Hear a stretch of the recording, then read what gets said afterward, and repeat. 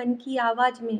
आज हम बात करेंगे बदलती सोच की। इसमें आपको एक सीख भी मिलेंगी जो आज के वर्तमान युग में चल रही है। एक गाँव में कुसुम नाम की एक बहू थी जो शहर से पढ़ लिख कर आई थी। उसकी सास गायत्री देवी एक सीधी-सादी बुजुर्ग महिला थी जो पुरानी सोच और रीति-रिवाज़ों को मानती थी। शुरू में कुसुम अपनी सास की आदतों से तंग रहती थी। हर बात में टोकना, हर चीज़ का हिसाब रखना और हमारे ज़माने में ऐसा होता था वाली बातें सुनना उसे बहुत परेशान करती थी।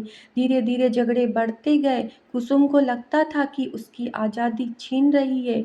एक दिन उसने अपने पति से कहा, या तो मैं रहूँगी या ये। अब मुझसे इनकी बातें बर्दाश्त नहीं होती। पति कुछ नहीं बोला मगर अगले दिन कुसुम ने गायत्री देवी का सामान पैक किया और कहा, अब आप किसी वृद्धाश्रम में रहिए, आपको वहीं अच्छा लगेगा। गायत्री देवी चुपचाप चली गई। जाते हुए उन्होंने बस इतना कहा, बेटी आज नहीं तो कल तुझे मेरी बातों का मतलब समझ में आएगा। समय बीतता गया। कुसुम माँ बन चुकी थी। अब उसकी एक छोटी सी बेटी थी आर्या। समय के साथ कुसुम ने वही आदतें अपनानी शुरू कर दी जो कभी उसकी सास में थी। साफ सफाई का ध्यान, समय समय पे खाना, रीति रिवाज की बातें।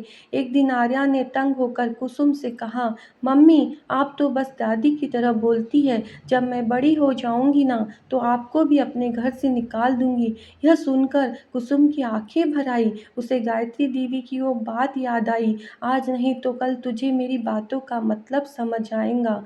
कुसुम ने उसी दिन फैसला लिया कि वो सीधे वृद्धाश्रम गई और माँ जी से माफ़ी मांगी। माँ आपने सही कहा था, मैं भी आज यही बन गई हूँ जो मुझे कभी गलत लगता था। माँ की बातों में गायत्री देवी की आंखों में आंसू आ गए थे मगर चेहरा मुस्कुरा रहा था। कुसुम उन्हें वापस अपने घर ले आई और इस बात उनके लिए दिल में सम्मान था।